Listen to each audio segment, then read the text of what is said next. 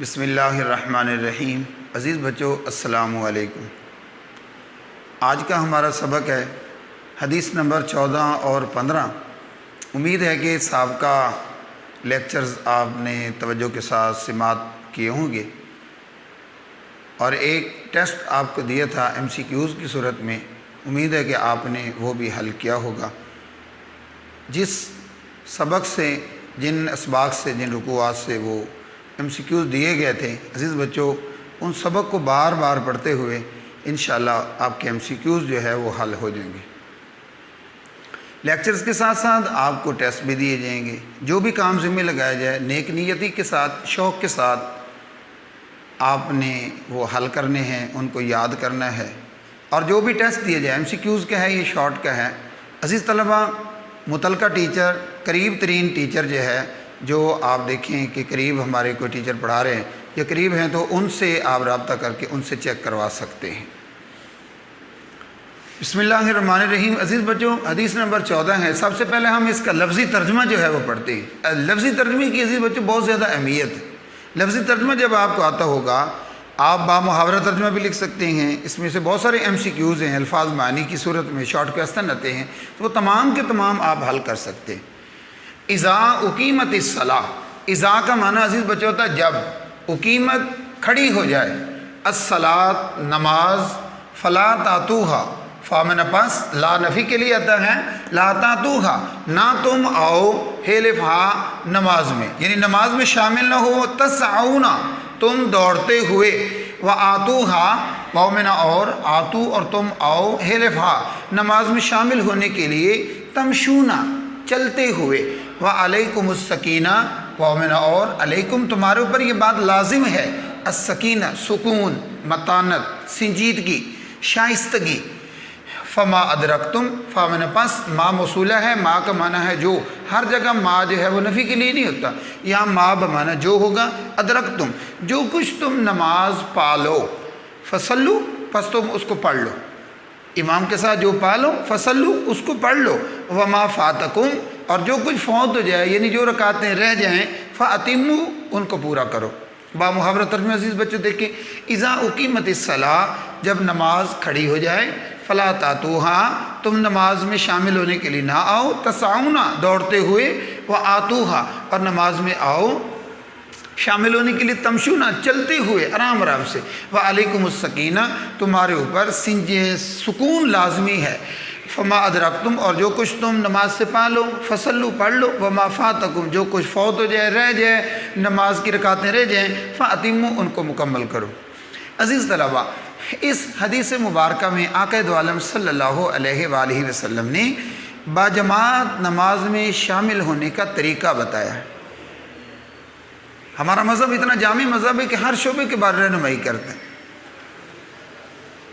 ہر پہلو کے بارے میں ہمارا مذہب رہنمائی کرتا ہے، عبادات ہوں، معاملات ہوں، گھریلو معاملات ہوں، اہلی زندگی ہو، سیاسی معاملات ہوں، تو عبادات کے اندر بھی ہمارا مذہب مکمل طور پر رہنمائی کرتا ہے۔ آقا دو عالم صلی اللہ علیہ وسلم نے فرمایا کہ بہتر طریقہ تو یہ ہے کہ انسان نماز کے اندر جماعت میں شامل ہونے کے لیے بر وقت جو ہے مسجد میں جائے، تاکہ جماعت کے ساتھ نماز پڑھے، 27 گنا نماز کا جو ہے وہ ثواب ملے، اور تکبیر اولیٰ کے ساتھ، پہلی تکبیر کے ساتھ امام کے ساتھ شامل ہو، تاکہ پورا ثواب حاصل کرے۔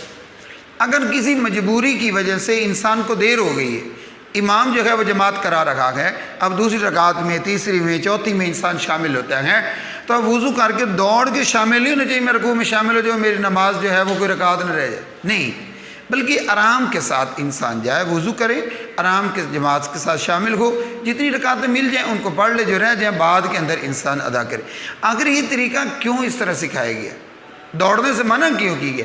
دوڑنا جو ہے مسجد کے اندر دوڑ کے جانا بالکل انسانی وقار کے بھی خلاف ہے، انسان کے شان کے بھی خلاف ہے، مسجد کے ادب کے خلاف ہے۔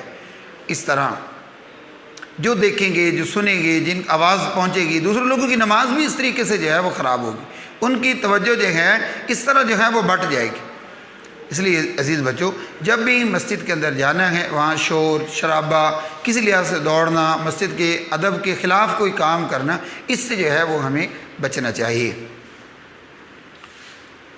اس حدیث مبارکہ کے متعلقہ بہت سارے سوالات اس حدیث میں سے بن سکتے ہیں. چند ایک ضرور سوالات جو ہے وہ آپ کے کو ان سوالات کی طرف متوجہ کرنا چاہتا ہوں. پہلا سوال ہے کہ شارٹ کویسچن ہوگا جماعت کے آداب کے بارے میں حدیث لکھی.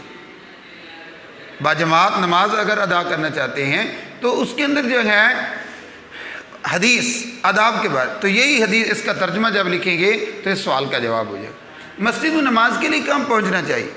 اگر مسجد میں نماز کے لیے جو جانا ہے اس کا صحیح طریقہ یہ ہے کہ انسان جماعت کے ٹائم سے 5-10 منٹ پہلے جائے، سنتے ادا کرے، نوافل پڑھے، تسبیح پڑھے، اور پورے وقار کے ساتھ جب جماعت کھڑی ہو تکبیر اولیٰ کے ساتھ انسان نماز ادا کرے، یعنی پہلے جانا چاہیے، بر وقت جانا چاہیے. تیسرا سوال ہے جماعت میں تاخیر سے شامل ہونے کا طریقہ کیا ہے؟ اگر تاخیر سے گئے ہیں، کوئی رکعت امام نے پڑھ لی ہے تو تاخیر سے شامل ہونے کا طریقہ یہ ہے انسان آرام سے جائے، جب امام کے ساتھ جو رکعت مل جائے پڑھ لے، جو رہ گئی ہے اس کو بعد میں کھڑے ہو کر آدمی نماز بعد میں اس رکعت کو مکمل کرے. چوتھا سوال ہے بھاگتے ہوئے شامل ہونا کیسا عمل ہے؟ مسجد کے اندر بھاگتے ہوئے شامل ہونا انتہائی غلط عمل ہے، انسانی وقار کے خلاف ہے، شائستگی کے خلاف ہے، مسجد کا بھی ادب نہیں ہے، اس طریقے سے آپ صلی اللہ علیہ وسلم کے فرامین کی بھی نافرمانی ہے اس کی. عزیز بچوں، آج کے سبق کی جو ہے دوسری حدیث مبارکہ ہے من صام رمضان. اس کا ترجمہ سماعت کریں. من کا معنی ہے جو، صامہ روزہ رکھا، رمضان کے مہینے کا، وقامہ اور قیام کیا، ایمان کے تقاضوں کو مکمل کرتے ہوئے، وہ احتساباً ثواب کی امید رکھتے ہوئے، غفر لہ معاف کر دیے گئے اس شخص کے ما تقدم جو اس نے مقدم کیے، پہلے جو گناہ کر چکا، من ذنبہ اس کے گناہوں سے. بامحاورہ ترجمہ یہ ہے جس شخص نے رمضان شریف کے روزے رکھے اور راتوں کا قیام کیا ایمان کی حالت میں اور ثواب کی امید رکھتے، غفر لہ ما تقدم من ذنبہ، اللہ اس کے پچھلے گناہوں کو معاف کر دیں گے جو اس نے پہلے کر لی. عزیز بچوں، اس حدیث مبارکہ کے اندر ماہ رمضان کی فضیلت کو بیان کیا گیا ہے اور روزوں کی فضیلت کو بیان کیا گیا. روزہ تو ہے بظاہر تو ایک مشقت والی عبادت ہے. روزہ صرف امت محمدیہ پر نہیں، پہلی امتوں پر بھی فرض ہو. روزے کا فائدہ یہ کہ انسان کے اندر تقوی پیدا ہوتا ہے، انسان کے اندر پرہیزگاری پیدا ہوتی ہے، انسان کے اندر صبر پیدا ہوتا ہے، انسان کے اندر ہمدردی پیدا ہوتی ہے، احساس کا جذبہ پیدا ہوتا ہے، غریبوں کی بھوک، ان کی پیاس، ان کی مشکلات کا احساس انسان کے اندر پیدا ہوتا ہے، اور بہت بڑا ثواب ہے روزہ رکھنے کا. عزیز بچوں، انسان ماہ رمضان کے روزے رکھتا ہے، راتوں کو قیام کرتا ہے، کھڑا ہوتا ہے، اللہ کی بارگاہ میں تراویح پڑھ رہا ہے، قرآن سن رہا ہے، سنا رہا ہے، نوافل پڑھ رکھا ہے. اللہ کے نبی صلی اللہ علیہ وسلم فرماتے ہیں ایمان کے تقاضوں کو مکمل کرتے ہوئے اور اللہ کی بارگاہ میں ثواب کی امید رکھتے ہوئے ایک شخص ماہ رمضان میں اس طریقے سے دن کا روزہ، رات کی تراویح، نوافل عبادت کرتا ہے، اللہ اس کے پچھلے سارے گناہوں کو معاف فرما دیتے. کتنا بڑا اجر ہے. ظاہری طور پر تو مشقت والی عبادت ہے، لیکن انجام کار کے لحاظ سے بہت ہی انسان کے لیے اجر ہے. دنیا کے اندر انسان بھوک پیاس برداشت کرتا ہے، معاشر کے میدان میں اللہ فرمائیں گے کہاں ہیں روزے دار جنہوں نے میری رضا کی خاطر جو روزے رکھے، بھوکے رہے، پیاسے رہے، دسترخوان بچھے ہوں گے. انسان وہاں پر جو ہے وہاں کھائے گا، پیے گا، باقی لوگ حساب و کتاب کے اندر جو ہے وہ مصروف ہوں گے. عزیز بچوں، اس حدیث مبارکہ میں بھی چند سوال جو ہے، مختصر سوال یہ ہیں.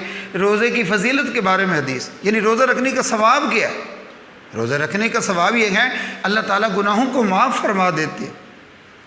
اس طرح رمضان میں کیسی فضا پیدا ہوتی ہے؟ رمضان کے اندر صبر کی فضا ہوتی ہے، نیکیوں کی فضا ہوتی ہے.